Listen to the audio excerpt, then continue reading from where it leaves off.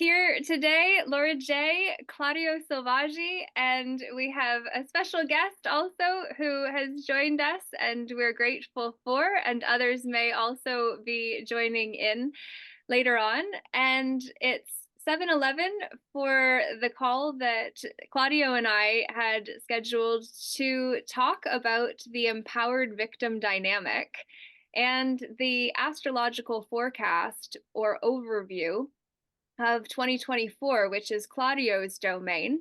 And the conversation that you came in on when the recording started was about a change in registrars for a .ca domain address. I don't know if anyone else has been dealing with that, but my ljeh.ca account is affected by my host provider. And so I'm just curious if others have had that experience outside of TSO Host, who I have my packages with.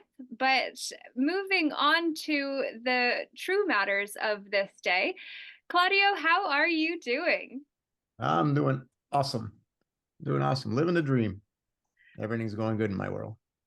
Living the dream with now two Lauras in the house, which is exciting. This was my friend who said that she would be joining in. So, uh, welcome, Laura. It's awesome to have you here.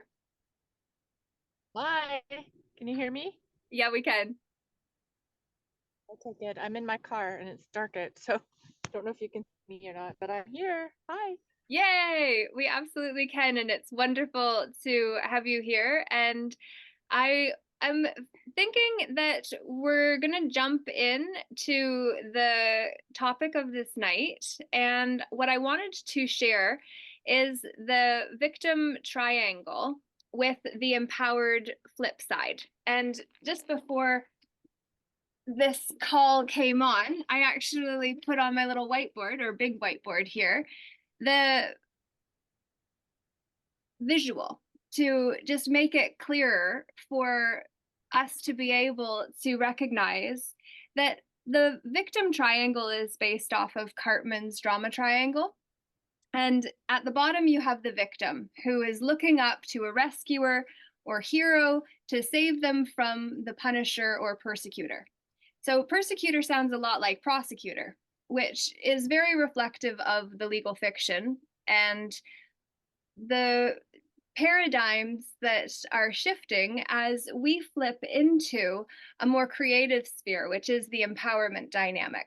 So the whole concept of TED Talks is, I believe, maybe reflective of the empowered dynamic and how when the victim actually flips into the creator position, it's because the persecutor became a challenger and started asking questions, not in a way to diminish the one that was persecuting others before, but in order to actually then challenge the victim to ask the questions that the victim hadn't thought to ask before, just as the coach does. Because coaching in its truest sense is actually about drawing the questions and answers out of the individual they hadn't thought to ask themselves.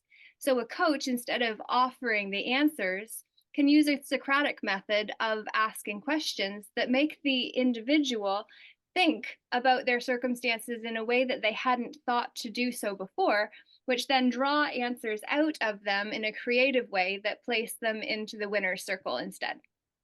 So that's the flip side of the disempowerment dynamic. And I think it's no coincidence that we have only just four of us for such a paramount call, given the shift doesn't start with a huge number. Yes, it's totally fitting. It's totally fitting with our shift in consciousness, which is happening in the stars, right? We're actually going through that and we're asking questions, but the questions are more directed to the self, right? That's where we play victim versus perpetrator, right? So when we realize that we can't play victim anymore because the perpetrator is really us by our actions, right? Because we are the creators. Mm-hmm. So it's totally fitting with what's going on. And that's the pole shift. And the pole shift is actually in the sky. And it's the luminary called Eris, which is Isis on the Egyptian walls. And she's going from Pisces into Aries. So that's a complete pole shift. from Pisces, the feet to the crown. Yeah, so it's a beautiful thing. That flip is happening to us right now. And we predicted it. We predicted it back in May of 2019, this flip, because it's written on the walls in Egypt. It's written in the Bible, this whole celestial event. It's there. And it's so much there that we can go back and look in time, and we line up the calendars of when this flip happens every 558 years, which is a phoenix rising cycle. So it's on the Egyptian walls, it's in the Bible, it's in texts everywhere. So that exact triangle that you're drawing is exactly happening in the stars. So you're downloading it, you're understanding it. We used to all know this. So Brilliant. Alan, you've got your hand raised? Yes, this reminded me on the short term that it was like the integration within Jung, that Jung was talking, that you're integrating with your shadow, which might be the opposite of what you really, or it's a different view of yourself. And when you integrate, then you become more that complete person. Yeah, interestingly, in my book, I broke down the hero's journey, which it strikes me as funny to have connected with a friend, a new friend, but I shared the hero's journey and she'd never heard of it.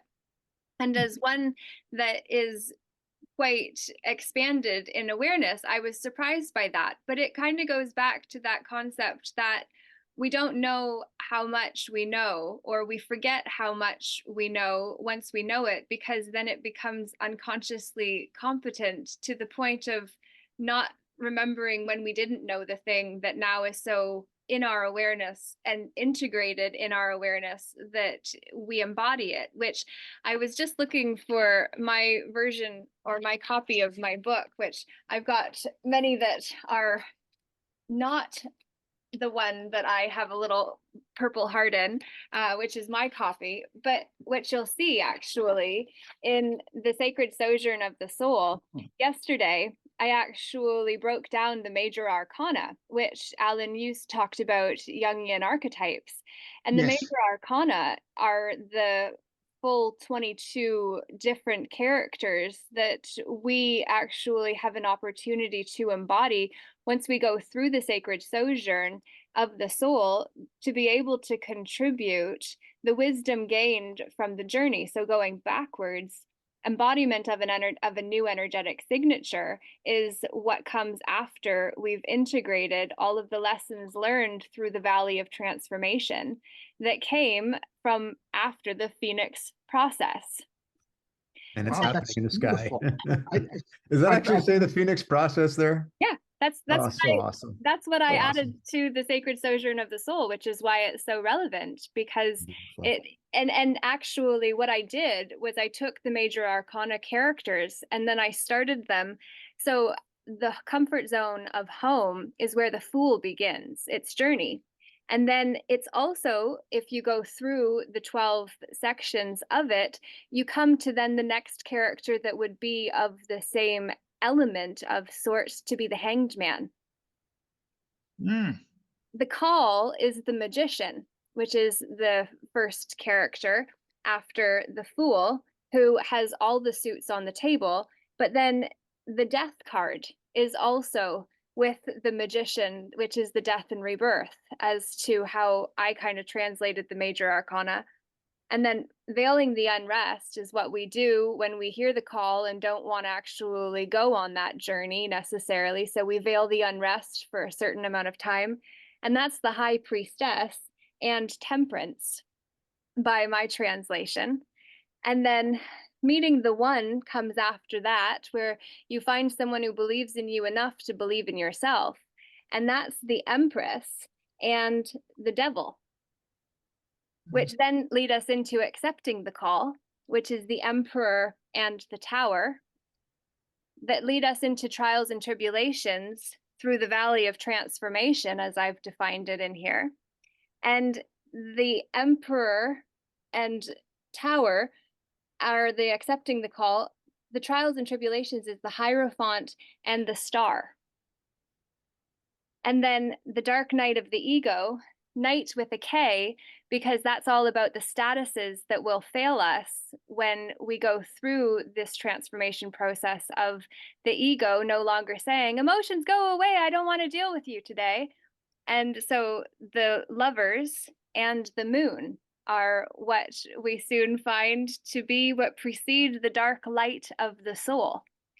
And that's where the chariot and sun cards fit. And the phoenix process is strength and judgment.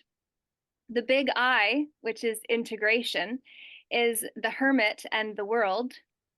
And embodiment of a new energetic signature is the Wheel of Fortune, since there's only 22 archetypes within the major arcana. So now we only are down to one, and contribution is justice.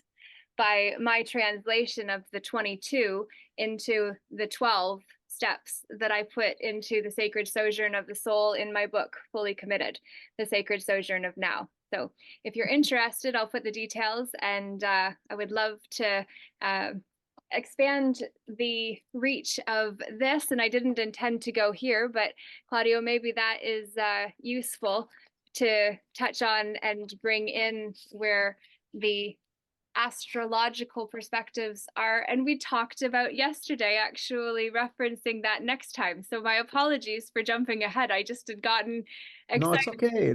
That's what it's supposed to flow the way it wants to. We can't be in control, right? We got to let the vibrations go where they may. So, Alan, did you want to say something first, or? I was just going to say that's a beautiful comparison there. I've thought pieces of that myself, and I didn't realize that someone else has already put it all together. That is like, I think I want to go and get your book now. That is really good, and it makes so much sense. Like I've gone through that path. But anyway, I don't want to take up time. This is great. I think your book must have some amazing stuff in it. Thank you. Yeah, thank you. And actually, in it, I do also reference the fact about the difference between being in control, which is the con of the troll, which is the game where we're being reeled in with our consciousness, compared to being in charge. We can be in charge of our energy, but if we think we're going to control something, we're not actually in charge of that which is now outside of us. Good. Thanks. That's excellent. Yeah, it's perfect. Perfectly said. Awesome. So while you were going around the clock, Yes. right? I can almost fit every one of the luminaries into the personalities you gave, because each one of the luminaries in the sky, the wandering stars, have that essence. So it's going to be so cool to merge them, right? Because they do have that essence. So they are one. So, and you're wrapping them around a circle because we knew how to do that, because they're ones that they circle the zodiac. And those are the essences that we feel every day as they move in from house to house. We talked about that, right? The essences of the houses and the essences of the luminaries that illuminate us, because we are the animators of our past actions. And those are all the different essences that we see when we look at the crystal ball through the eyes of astrology. So why has astrology gotten such a bad rap? We had a little bit of discussion about that. It's because they're off by 23 degrees. Everybody's been working off an ephemeris that's 2,000 years old that didn't account for precession of the equinoxes. And it's just following this. They'll say, no, you got to follow the seasons of the sun because it's always going to be here and it's always going to be there. But no, it slips. The equinoxes are always in a different spot in the sky. So how can you say they're always at 0 degree Aries? It can't be. So it slips, but it has to slip because the golden ratio says it must slip. It's always growing or shrinking the field. You can't leave it constant. So following the seasons of the sun and keeping the seasons of the sun as a constant, saying you're a materialist. Because it can't be just the sun. You can't follow just the sun. The sun's materialism.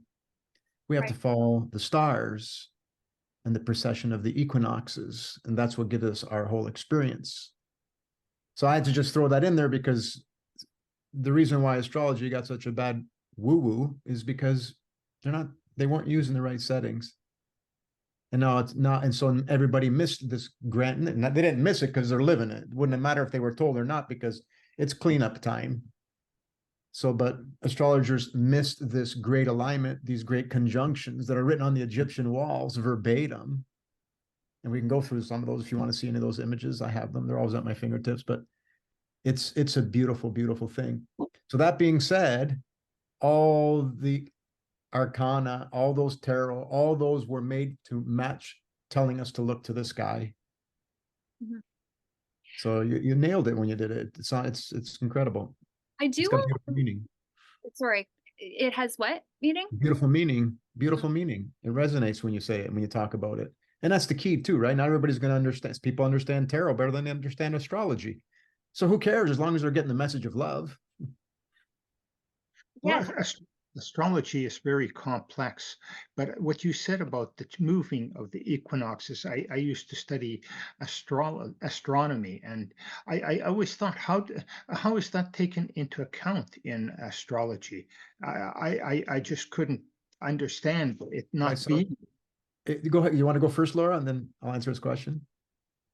Well, I was going to say it relates to the second video we did just the other day in preparation. Well, when we decided to do this one, actually, and we were talking about um, genders.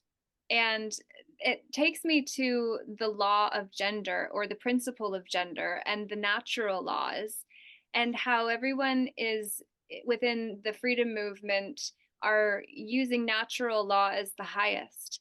But I believe that just as with tarot, there and with astrology, as you've pointed out, I believe that there is a falsity to that principle or belief system, leave be being belief, from the perspective that natural law is outside of us and astrology is outside of us. And I have a theory that I have not substantiated nor spoke into outside of now from recent memory, but the pole shift, I believe, is actually from the head into the heart. So, Well, that's there. We have to, there is truth to your statement, but the pole shift, making us shift that consciousness towards the heart, is Eris coming and do that Phoenix rising cycle where she comes from Pisces into Aries, because it's a circle. It goes feet to head. And so she's coming down the chimney. That's the story of Santa Claus, as Santos Bonacci is a very brilliantly always. Well, I'm not sure where he learned it from, but it's part of that cycle. She's coming down the crown. Once our crown's lit up, all chakras are lit up, and they have to go to the heart, because the heart's the core. That's where everything comes from, is the midpoint. So yes, what you're saying is correct. When she comes on that cusp, that Phoenix rising, everything gets lit up to go to that inner point in the heart, the middle, 100%. So this is why I didn't include the archetypes or have the awareness of the major arcana being applied to the hero's journey, that then I created the sacred sojourn of the soul as the soulful version of, because I believe that the tarot, in the fact that it has the hierophant, I believe it's reflective of the old system. And as you say about astrology being 23 degrees off, there's 22 archetypes within the major arcana. So I believe that all of it has actually been slanted towards Hiero's prism, which is the theory where in Hiero's prism, which is the legal fiction, which is the fiction that has been legalized, that uses natural law, that was coined by either St. Thomas Aquinas as universal law, natural law, divine law, and human law, or Hermes Trismegistus, who then made the 7 natural laws or principles, law of gender being one of those, the law of cause and effect being another, the law of mentalism being another, because everything is mental within Hiero's prism, which then goes back to the tarot of the Hierophant, Phant being the phantom, And then Hiero being the tyrant whose life was no better off than the peasants that he oversaw, because ultimately the laws of his land require the Hiero or hero to have a victim and persecutor in order to play the roles. Beautiful. See, you'd be really good at reading the Egyptian walls, because that's what we did. We left those images behind to tell a story about us. Those aren't phonetics on the walls over there. It's a priestly language of metaphysics, spirituality, and our journey here back to one love. So the way you see things, you should go start staring at the Egyptian walls. We all should, because we're attracted to that. We've left it. There's a lot of love there. We love ourselves so much. We did that so we can find it again. And know it's because it's invigorating to know that we already knew. It proves that we're infinite. Right. So the way you articulate things is very, very fascinating. Well, thank you. And I had actually reached out to Jesse Stewart, who was a member of the Soulshine community that I had connected with at the last festival, who went to Egypt, and he was focused on magnetism, which is one of the other natural law principles. But he's gone deep, and I reached out to him today because the last message was to say that he felt the need to kind of go quiet and focus on birthing the book that he went to Egypt in order to birth. And he responded and said the golden egg is on its way. And so that was today, and this conversation is very befitting and reflective of this conversation. Awesome. Awesome. Alan, you had a comment before I went off on a tangent that was relevant, but not. Yeah, I remember he how astronomy left astrology is because of the precession and the equinoxes. And what they need to know is because they don't know where zero Aries is. They arbitrarily pick a point. They're not concerned with the zodiac because they think it's woo-woo. So understandably so, because nobody could do it properly, which I can show anybody now that 100%. And I can go back in time and show you the ancient Indian Samwat Nirvana calendar. Okay, I can show you why they did that. And it's because it's an astrological event. You wouldn't see if you use tropical, what you're using out there, but if you use what's on the Dendra Zodiac. So if you go to Dendra Zodiac, which used to be at the top of the Hathor temple, which is now sitting in Paris somewhere, in a Louvre, I think it's Paris, wherever. At 0 Libra, there's Spica. Spica sits there very close to the ecliptic. That's 0 Libra. So that's where Virgo's at. That's where Mama's home is at. Isis's home. Mother Mary, right? Whatever you want to call her. Mictacawatl, White Buffalo Calf Woman, Kali, Freya, Wan Yin. Every culture's got a name for the winged woman when she comes back. When you set Spike at 0, you now have your proper settings. So it's got to be Lahiri. So sidereal, Lahiri, 12 equal houses. And then you're set. Now you can see everything. You can see everything the way it's meant to be. It's brilliant. And now you can see the Phoenix rising. Now you can see why we're going through this shift in consciousness, because Revelation 12:1, there it is. A woman appeared with a woman, in the heavens appeared a woman clothed with the sun with the moon at her feet. People are saying that the other day when the sun went by in Virgo, well, that happens every year. No, every year we're not gaining consciousness. It was beautiful that they're trying to add that Revelation 12:1 to that story, but that sun goes by every year in front of Virgo. It's when the sun meets with the mother at 0 degree Aries. The Aries is the same word as arise. Arise is the same word as Eris and Alpha, and the Eris is what they use. The Greeks call her the winged woman. And she's sitting there with the sun at 0 degree Aries with the moon at her feet. And then that's April 15th, 2023. Now you go back every 558 years, and you can see 2 Phoenix risings ago, that exact location where it rises in the east sets the Sphinx. So we left the Sphinx there to show you where the Phoenix rising happened in the east. When you go to dream stela in front of the paws of the Sphinx, you can see a Phoenix rising symbol. They're telling you this is what this marker is. X marks the spot, as one of our ISIS and the Bible gang said. So I heard that the Sphinx was actually previously a dog. A woman's face. Say more. Yes. Abdel Hakim Mawiyan, one of the Cometians, Kemet, the ones that still got breadcrumbs, even though today he's still getting breadcrumbs of truth, still holding on to them. The Sphinx, before they repaired the face, used to be a woman. It's the Phoenix rising. It's the mother with the sun, the mother of God. Pluto as God goes around every 224 years around the zodiac. Well, the mother goes around every 558. She trumps God, the divine feminine, pure love. So the Sphinx is a marker when the mother returns, when she rises in the east with the sun. It's a true Easter. The true Easter only happens once every 558 years. The Vatican keeps shifting the calendar. They keep taking days out. Well, millionaires don't use astrology, billionaires do. So, right. So nobody's going to tell you.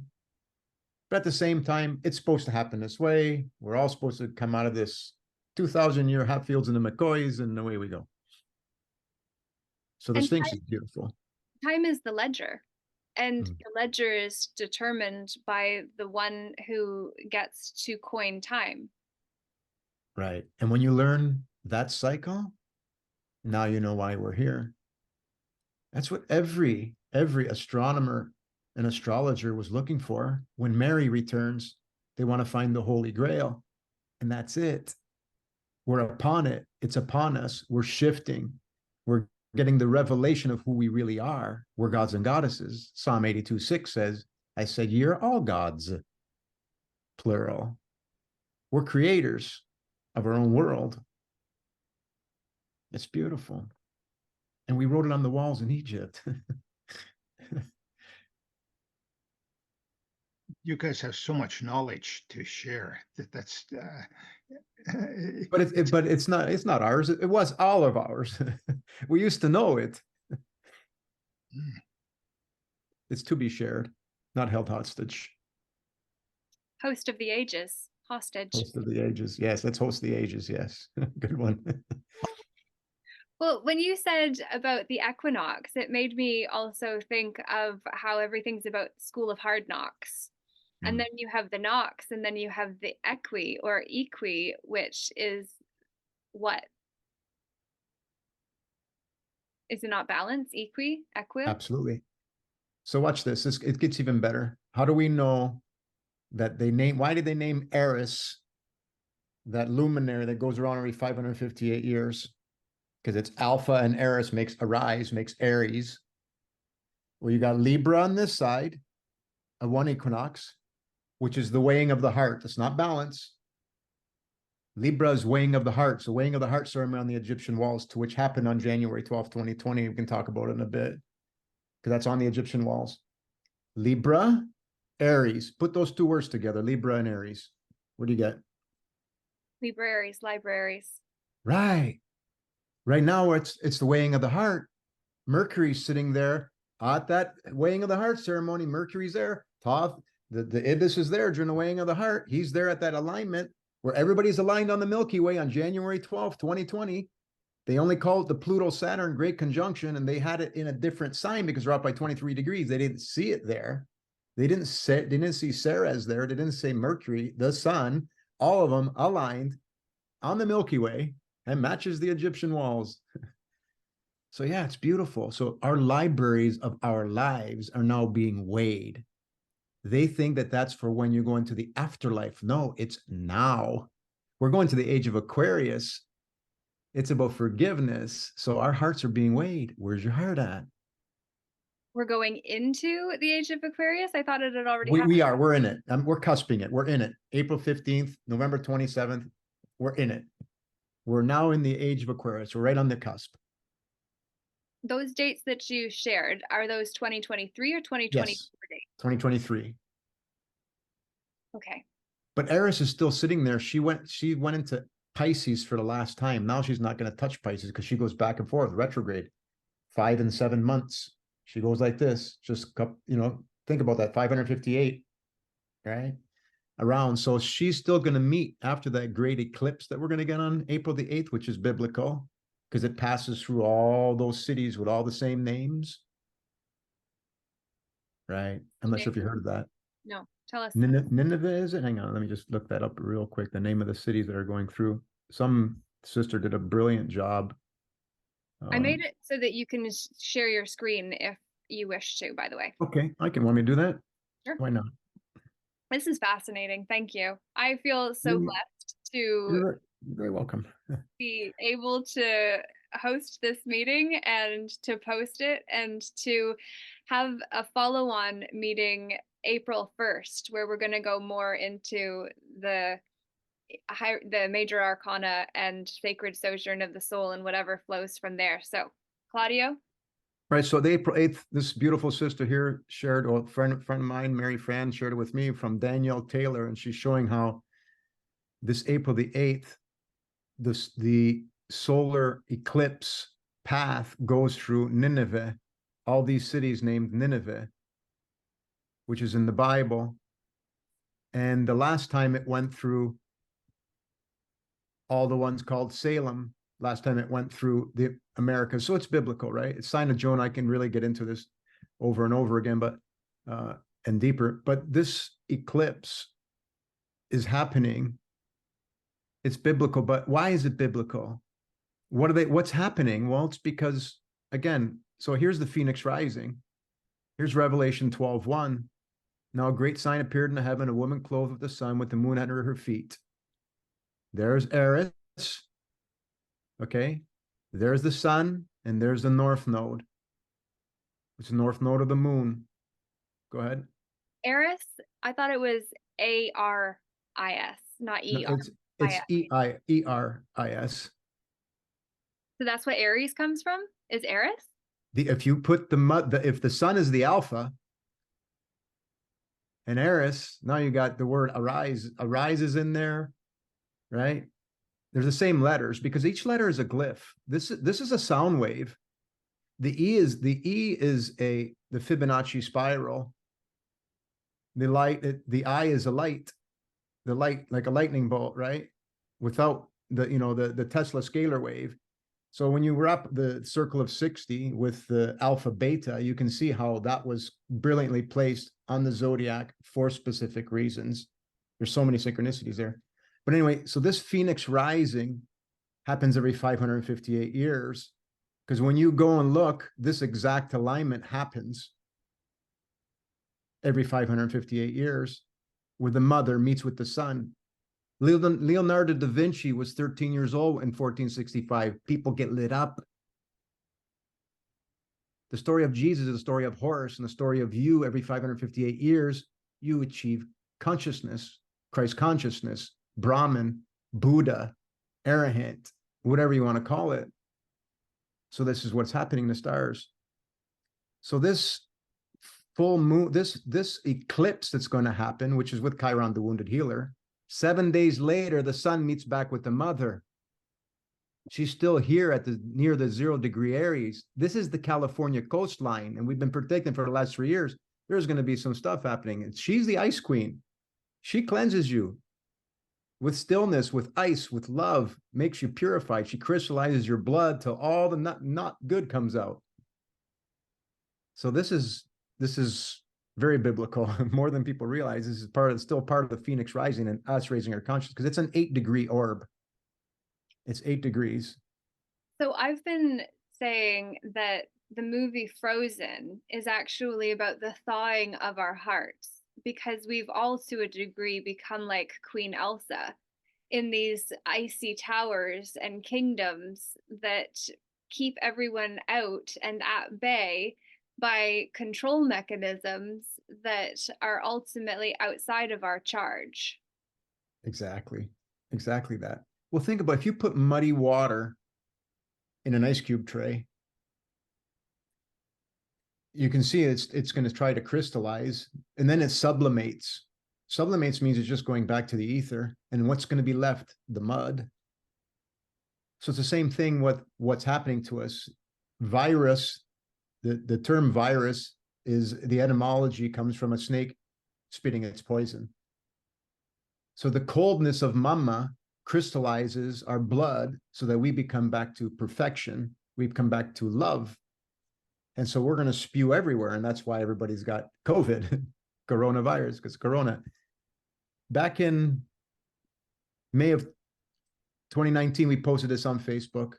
I said a 500-year cycle because we're still trying to figure out, was it 558, 559, whatever, till we found that, right? And we told everybody there's going to be people going to go through all kinds of things. And then we posted a YouTube video on it in December 2019. And then we talked about the Great Conjunction. And then later on, I realized that that Great Conjunction is this weighing of the heart. Look at all the alignments. The sun, Ceres, which is the harvester, Saturn, Pluto, and Mercury. There's a scribe. And that's, excuse me. And that's all of them right here. That's the weighing of the heart. You, Pluto, the dog, right? Ceres is the harvester. We know her as the one with the scythe, but it's Amet, the one that eats your heart if it's not as light as a feather. There's Mercury, the right, Thoth, Hermes Trismegistus, right? And Saturn, Father Time, the scales. So they're all there in alignment on the Milky Way. Right when Eris was coming back, she's just showing up, coming to the Pisces Aries cusp for the first time, getting you ready for a Phoenix rising. You can't raise your consciousness unless your heart's as light as a feather. But here's the beauty part. If your heart's as light as a feather, you graduate. Then you go sit on the throne. This is not about a king. This is about you. And then you have both Marys. There's Isis, Eris, Madonna, and this is Juno, Nephthys, Mary Magdalene, both with their hands supporting you, both mothers supporting while you hold the crook and the flail. You're now sovereign. Nobody has to deliver your karma anymore.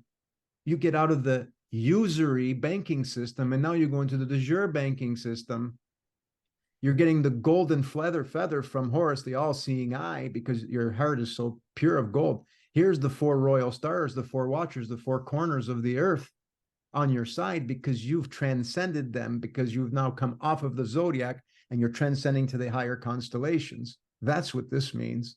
You graduate, you're sovereign, you get to walk the lands, and whatever you dream is going to come to you because it's your world, it's your imagination, but you've gained the trust that you're only going to do it with your heart and not the materialistic one.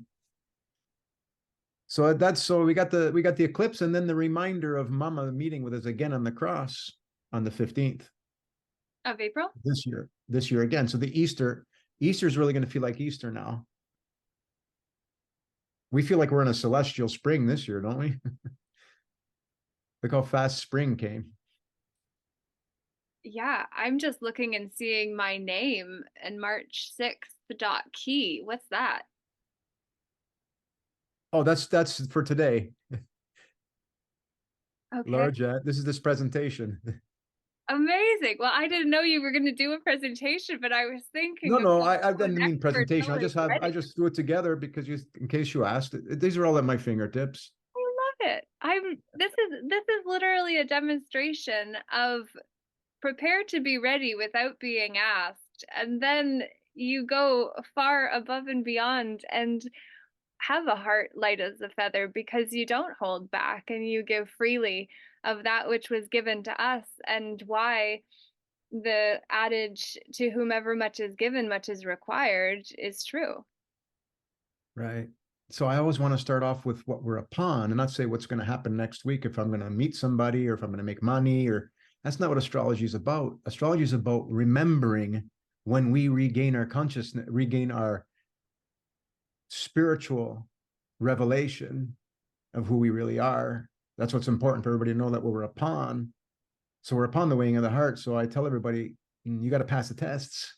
That's what we're upon. So it's beautiful.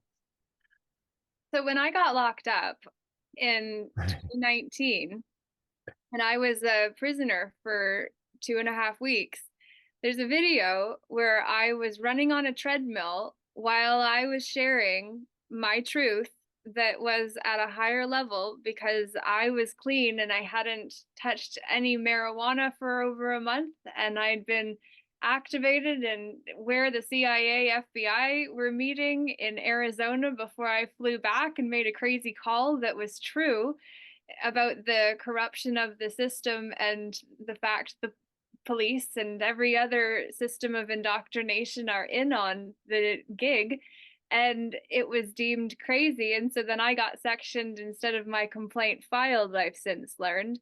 But I say this because that video I will share in the comments because I was talking about the kind king and queen coming down from the ivory towers they've been banished to in order to sit on the soul throne of the heart.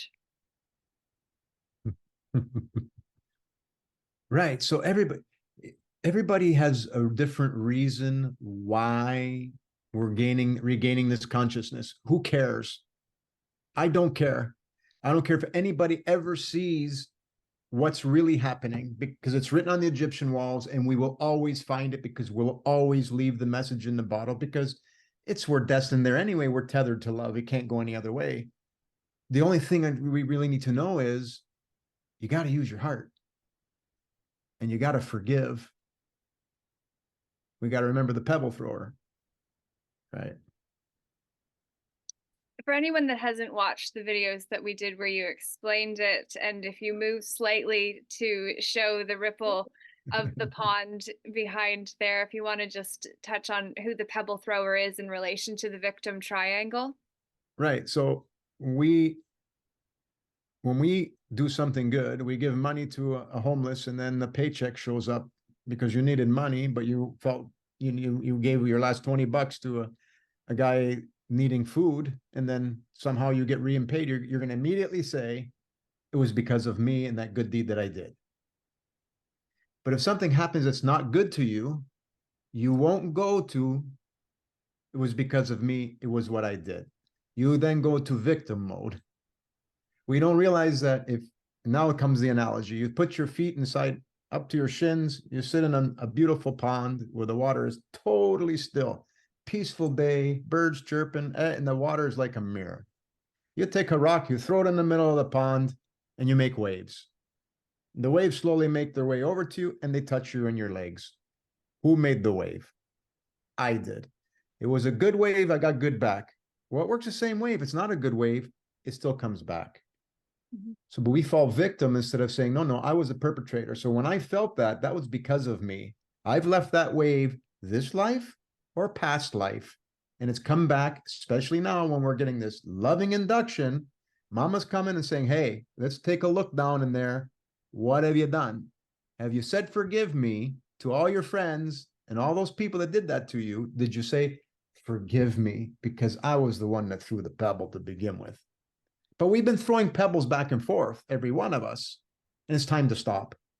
So once you're in that revelation, if you're stuck and things aren't happening well for you, chances are you haven't asked somebody for forgiveness. Now, I don't say forgive somebody. That comes after. That's the third step. The first step is ask for forgiveness. So for everybody that's watching this video, please forgive me for not being the loving man I've always been. So that's the pebble throwing in the pond, because we are the perpetrator. We are the source. We are the creator of it all. As an individual.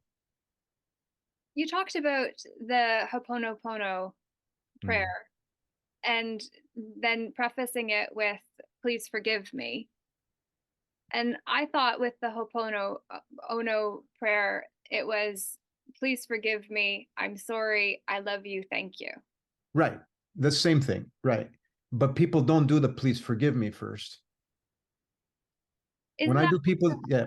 when I do people's chart. So go ahead, go ahead. Right. Isn't that part of the Hopono Ono? Like, what's different Yes, between what you're but they saying? don't do that. Ask me forgiveness. They won't do that part.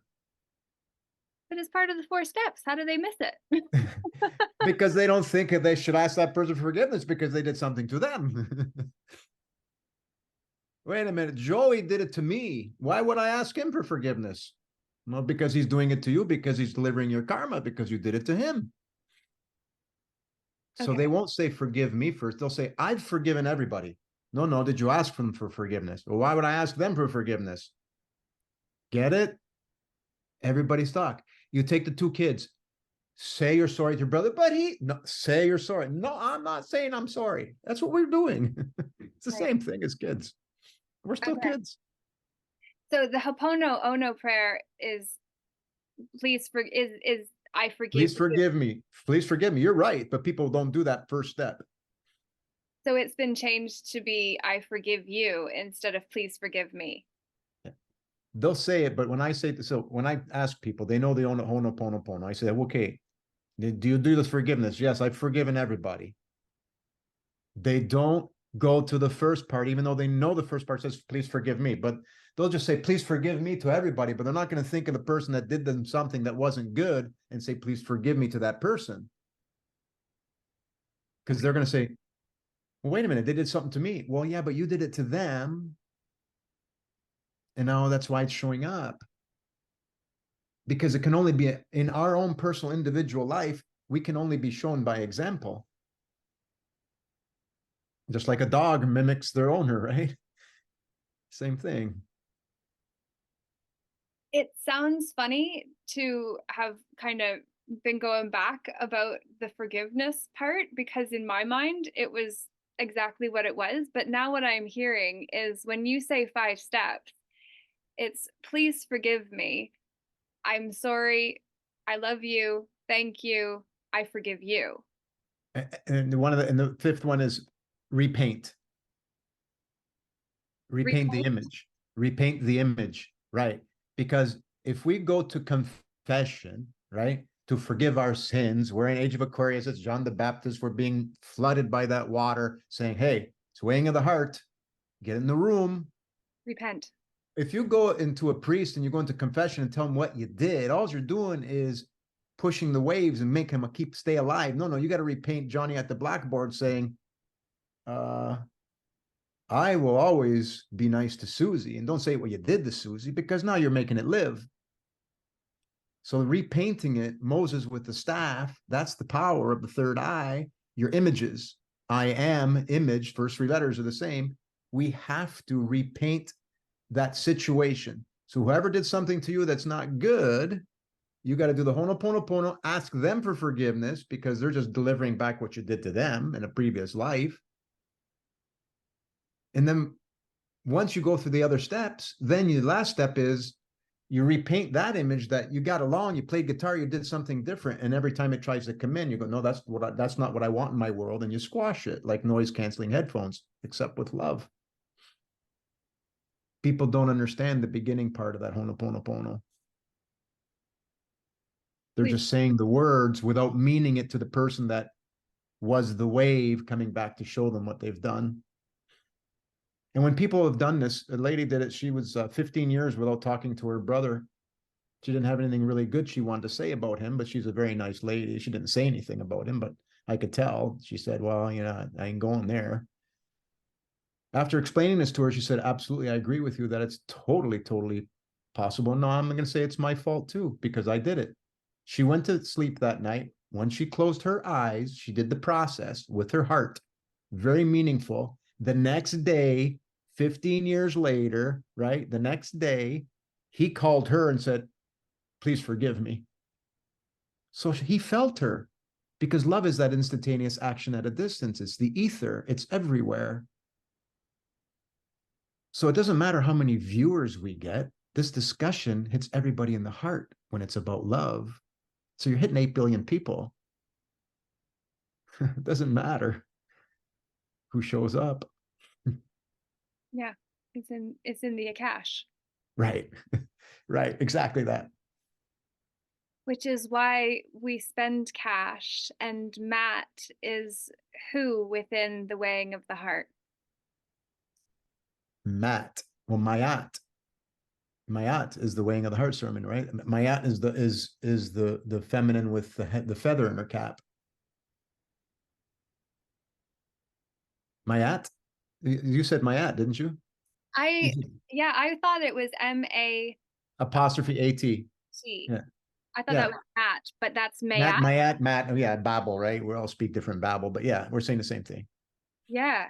I don't know anything hardly about Egyptian history other than within the legal fiction, Anubis, which is Anubis, seeps up or creeps up from the underworld in order to draw us under so that we get incorporated into the likeness and image of that which we're then implied to be, when we as the originals are not the thing that was created in our likeness and image. Right. So what you're learning with the Arcana and and everything that you're saying right now are all archetypes, all essences, so to speak, which are also players on the Egyptian walls, which are the players in the sky, the essences of you, because they're you. It's not an actual being. It's just the highest self is reaching back to you. It's beautiful. We are so, so powerful when we're immersed in love. Yeah, sorry, Alan. Just a quick question. Do the archetypes change at all evolve over time, or do they remain the same?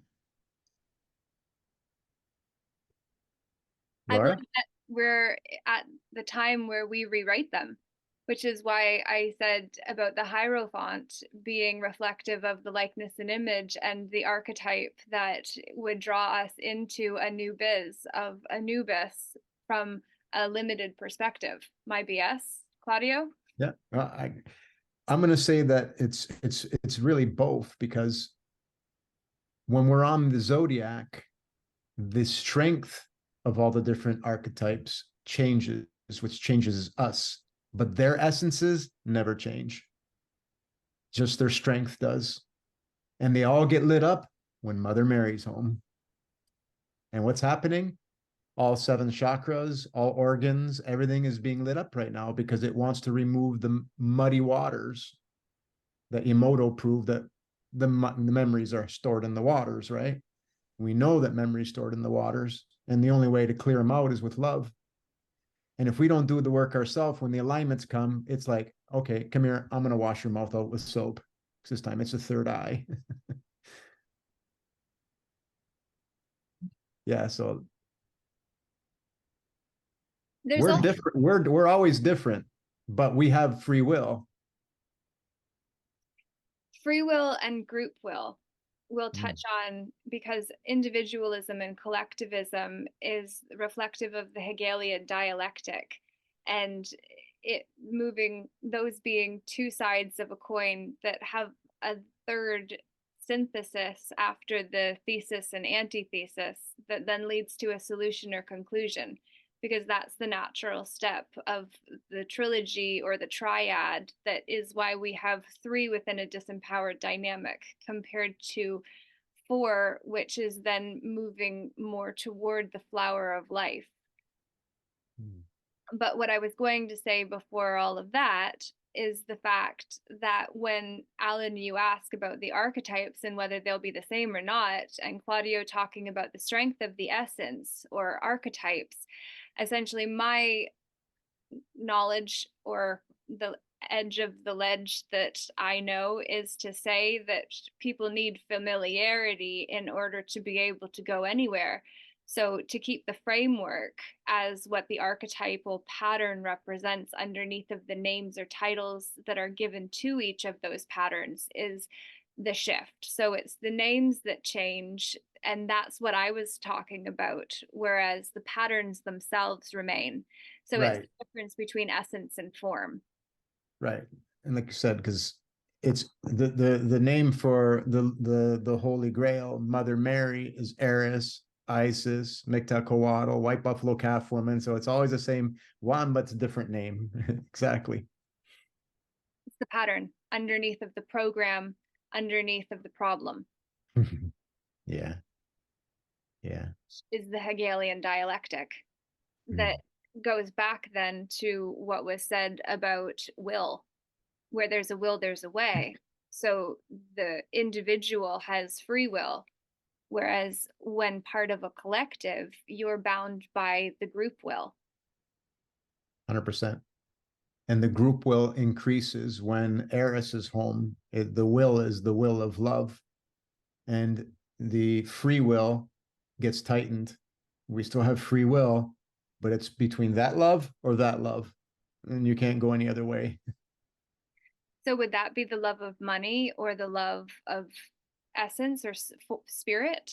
What Well, loves would those be? love is pure love. Love is that, oh my God, when a love of a baby or a mother, a brother, it's just that love, not a desire. Because people use the word love and desire interchangeably. No, pure love is that pure love of a mother that you have with the father, whatever that love, that unconditional love, where there's no giving. There doesn't have to be gives or takes. It's just that bond. Gravity is love. The ether is love. Yeah, it's beautiful. That's Ken Wheeler is who I learned from, because he's that guy. He was definitely one of the priests in Egypt for sure. I mean, his knowledge is impeccable of what he's learned, and he's one of the only known guys that are very prolific at translating all the ancient texts. And when you miss the core, when you miss the foundational knowledge, then you can't resolve things. And now that's when you start realizing that core. Now you can sift through the muddy waters, to which you've done. You didn't study him and you're doing it. But the beautiful part is that we're all meeting in the middle. Yeah. It's invigorating. We're upon a beautiful, beautiful time. Like, we should be all high-fiving.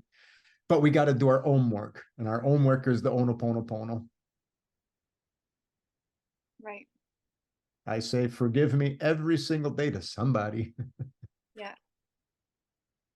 Well, it's interesting that we had our call and we're talking about those 5 steps of please forgive me, I love you, thank you, I'm sorry, and then I forgive you. And I got the call from my own brother that we have an estranged relationship because when I got locked up, I created a lot of ripples.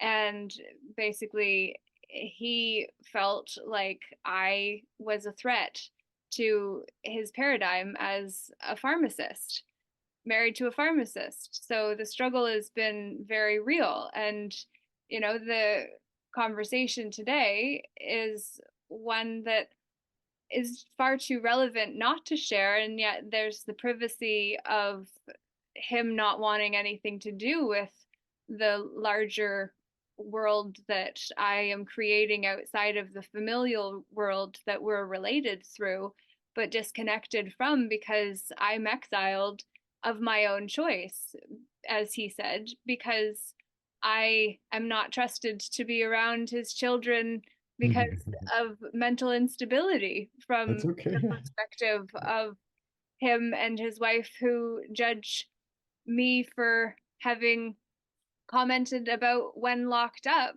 and the fact that like people do get raped in there, not by other patients, and violations happen. And I was in a terrified situation where I was saying these things happen in here, not to me, but it does happen.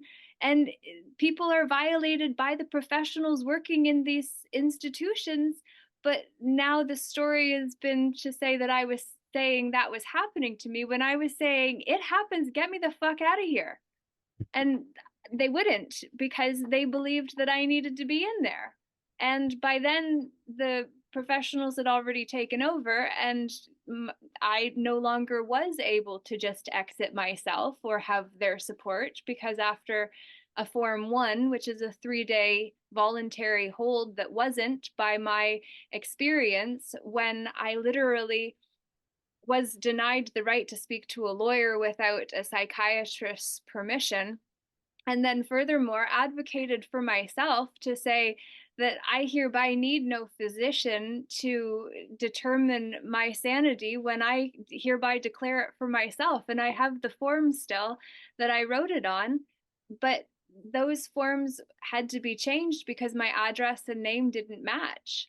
And when I called them on it, because fortunately my address was listed elsewhere to where I actually live, because my dad only lives next door and I'd kept my official documents still registered there, and I'd incorporated a business to know that they have to match exactly, because if your paperwork doesn't match, then you've got a different product.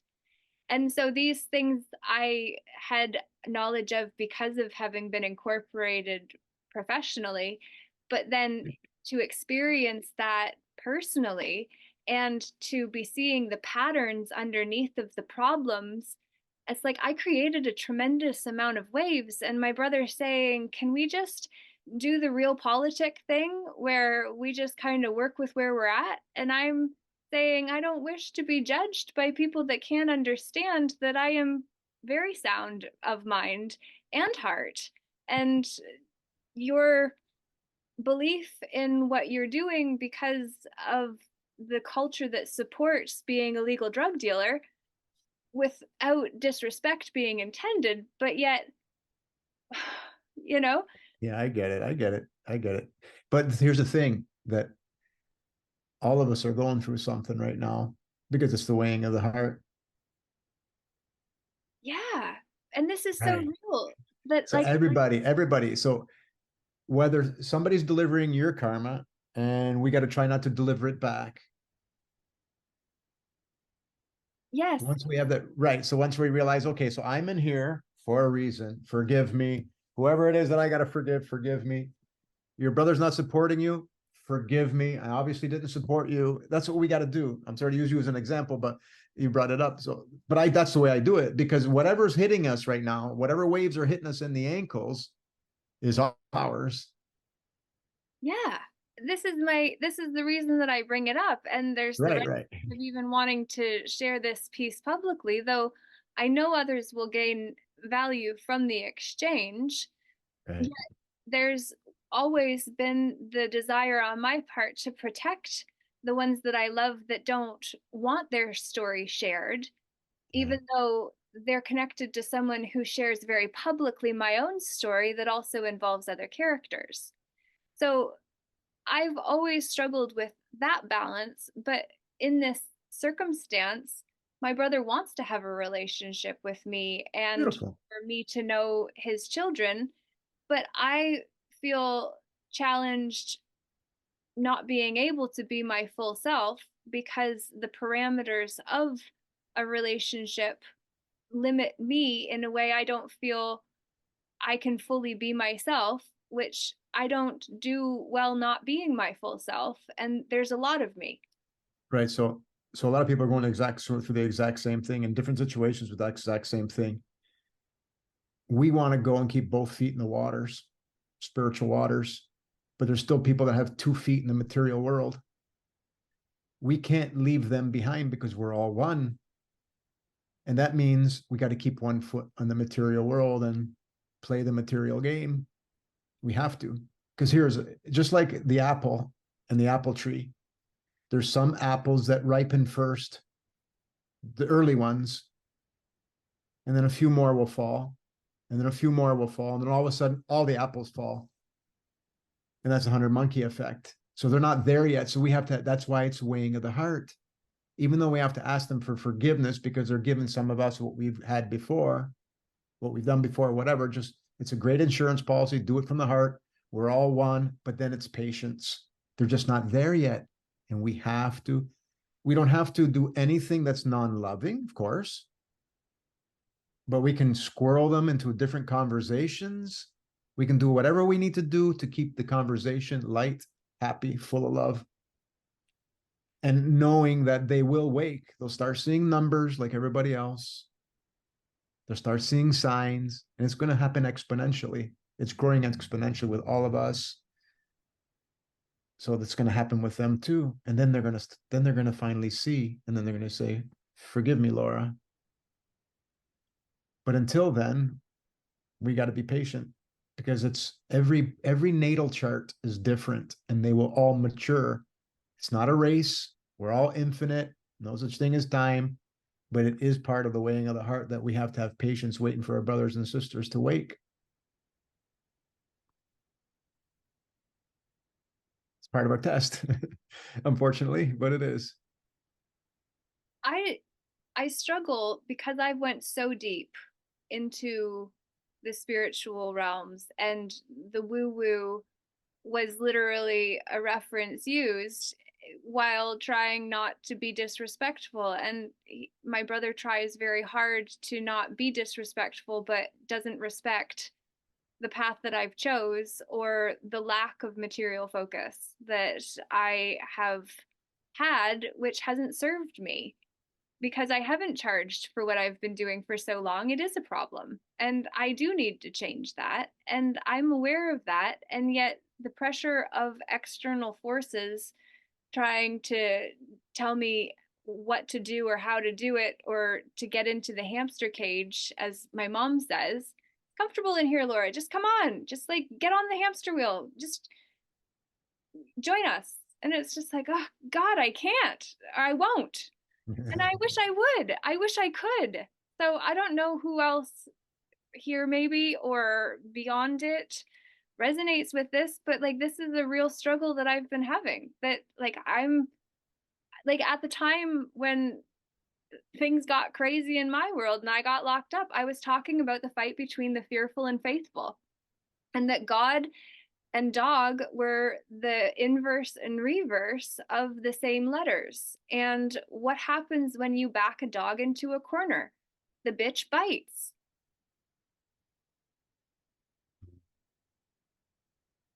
So I was talking in I was talking in symbolism and mythology, but I didn't understand. And so how could others possibly? So I get it, but then it's just like, when you become so unrelatable that, Welcome to that world.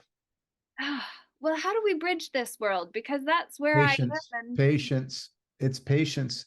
It's Capricorn. Capricorn is half fish, half goat, half in the waters, half on the land. We have to do that as a minimum. It's the story of the 144,000. There's going to be 144,000 people that achieve consciousness, and then then the 100 monkey effect happens. If you take 8 billion people and divide it by 144,000, it's a really small number. It's a really small number. So that's like 1 per every 35,000 or something like that. I can't remember the exact number, but 1 per every small city, there'll be one person that achieves consciousness, Christ consciousness, whatever you want to call it. And then it grows from there, because it's an induction process. Just being in their presence, you will induce them without saying anything. That's where the patience comes in, and just observe. So we have to look around and observe what's happening with us. I'm not a master at it by any means. I still don't 100% pass the weighing of the heart every time, but I'm sitting there observing myself and observing my behavior while they're doing what they're doing.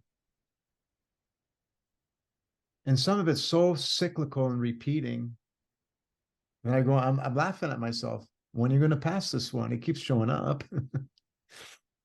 Right. So, but I know it's there. So that's all it is. We're going to get tested over and over and over again until we get it. The cleanses will continue until the morale improves. the morale compared to morality. The morale is the spirit of the heart, is it not? I've never heard it that way, but I've never took apart morale before. Oh. Yeah. Morale. Alan, you got to say something, Alan. We've been hugging all the time. And Laura, you got to say something. Well, I don't. You guys are really like you know the subject so well. I'm impressed with both of you. There isn't much that I can add, and it's like it's pretty broad. Like there's nothing I can say. We appreciate your presence very much. Thank you. I'm so impressed. Like you guys can move around. Like you can think of think in such kind of vision. I guess images almost, uh, and so much comparison.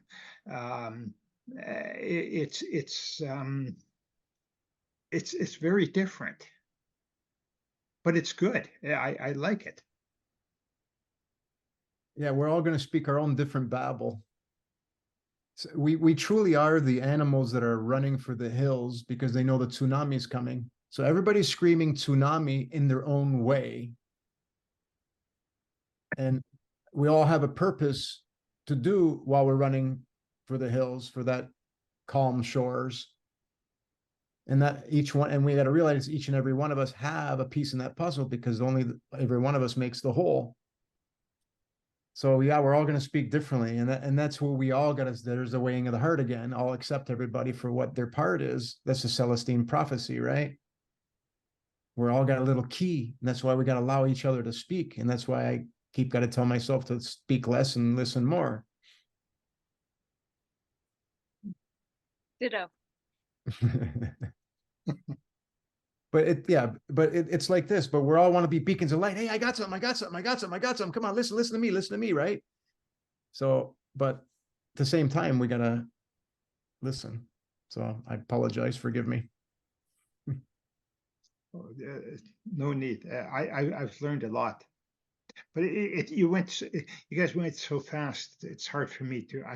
I'll have to listen to this maybe online again to fully appreciate it and to like for example the astrology. I'd like to look at the stuff how it fits into just do it myself. Yeah, it's awesome. Well, it's cool that I don't meet very many astronomers, so that's cool because I mean the astronomers don't like astrology for a certain reason because it didn't work, but it does now, Mhm.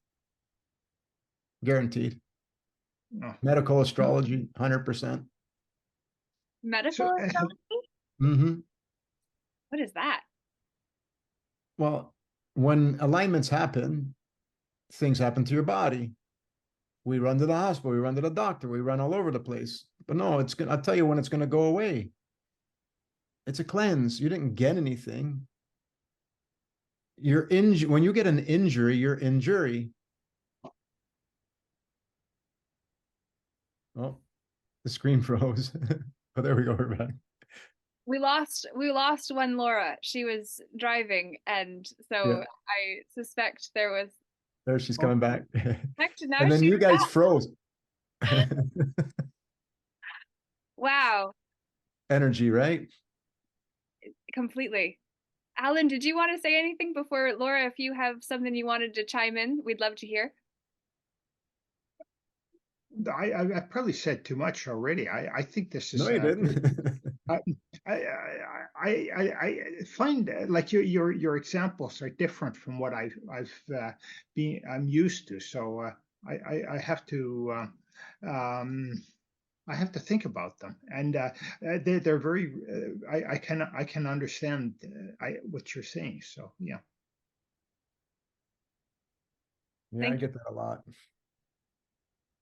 But I can tell you that everything that Da Vinci, all his paintings, I can figure them out now Wow. That's just. because he left those messages in there because nobody could understand them. So he left them in the paintings. Right. Galileo's riddle. That one's easy. Figured that one out. He's talking about the Phoenix rising. He's talking about a form that is formless, that causes all this havoc and all these people. That shit happens to everybody, and we're looking for her, and we don't see her. Right. That's Galileo's riddle. He's talking about this process that how does, because people cleanse. People cleanse. If they don't do the weighing of the heart, they're going to cleanse. And some are going to leave the visible, but it's in their chart when they leave the visible. So, yeah. But can we predict that? Like, can we calculate that? I can show when somebody is injured, in jury, they're in jury because they're under an alignment, right? They're under an energy. So I can see that. If you say, I can see when people leave the visible. I say leave the visible because we're infinite, we come back. I can see when people leave the visible, but if you ask me, when am I going to leave the visible? I say, I don't know, because I don't know your free will. It's up to you when you leave, not up to me, not up to the chart, but there are alignments that can happen almost every day where you can leave. But there's some pretty specific ones that you know when they leave. I've always given examples. I show them. I share everything on YouTube, but no, 100%. We are absolutely the painting from Leonardo da Vinci. Look up Salvator Mundi. He's holding a crystal ball and he's pointing to the sky. The savior of your world, because Salvator Mundi means the savior of the world. He's not talking about Jesus. He's talking about you. The savior of your world is you.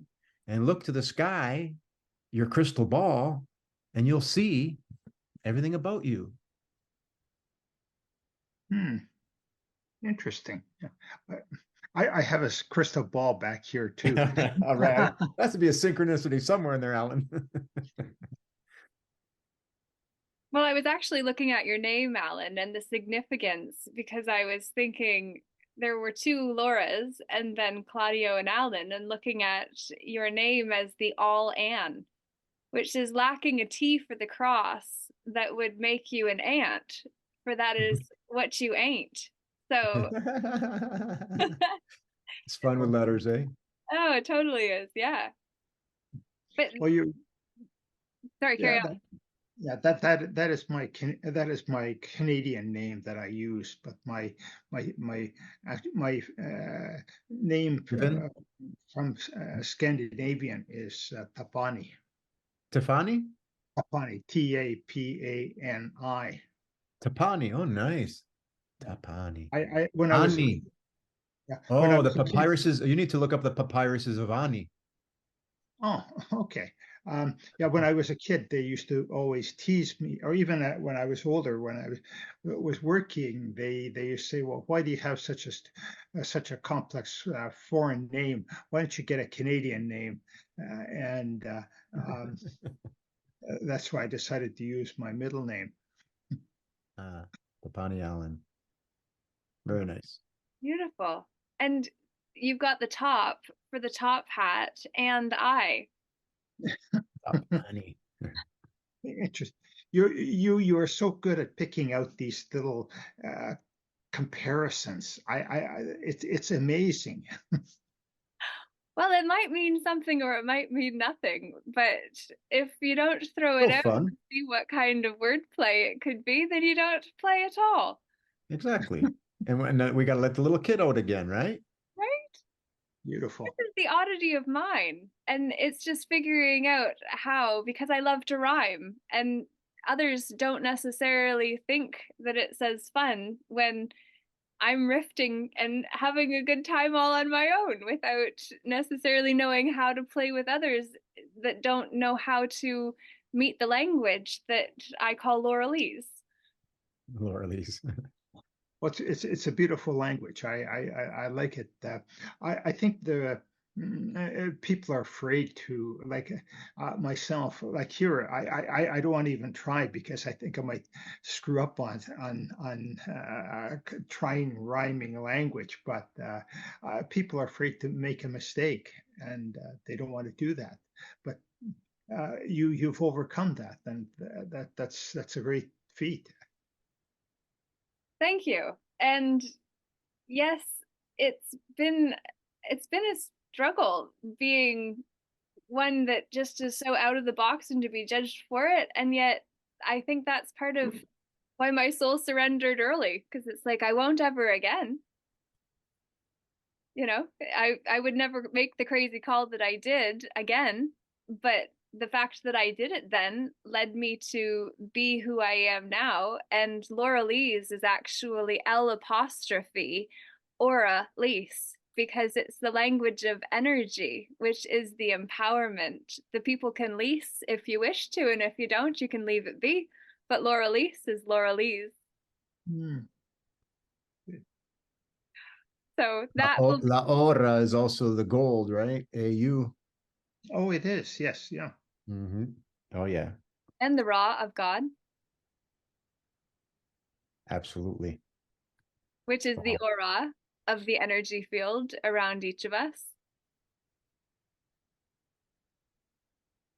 So thank you for being your authentically fabulous selves, and this Thank you. experience of sharing your wisdom, Claudio, and Alan as well.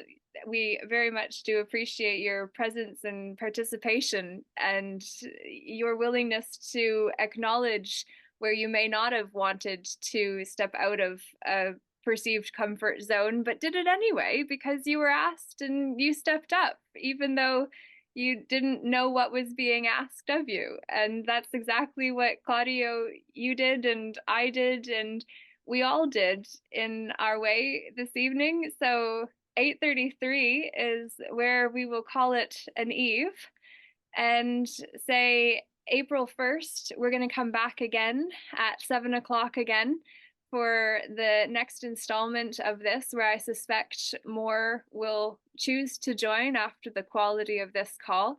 And if you'd share the replay with those who may be interested in what was shared, then we can continue growing the Peaceful Inner Warriors United experience. And if you're not already part of the Peaceful Inner Warriors United Assembly group on Telegram, we would love to have you there. I'll share the link, since that's where I share the majority of my first ideations that come to mind.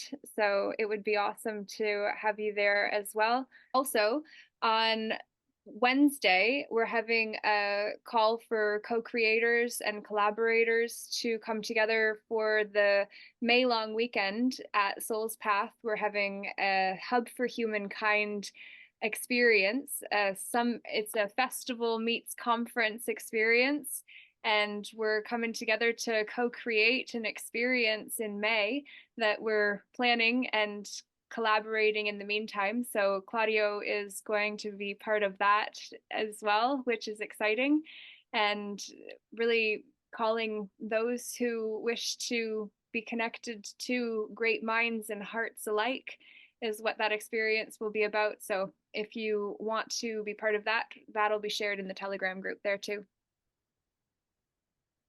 Thank you. Thank you.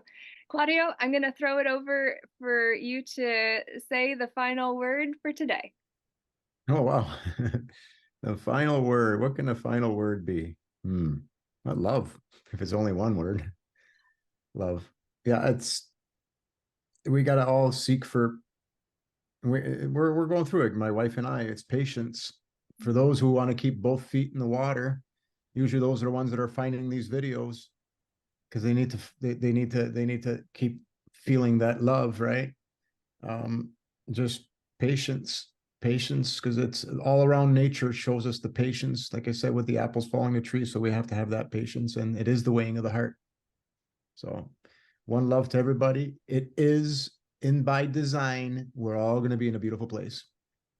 I love that.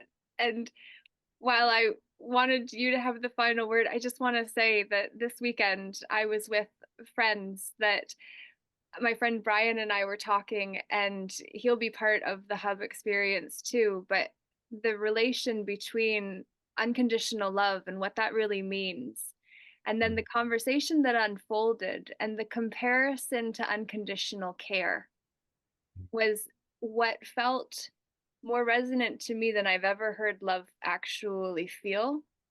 love is care. Yeah. Mhm. So thank you. Very well said. It wasn't my words. It was just the conversation that unfurled, and then Yep. wow, love is care.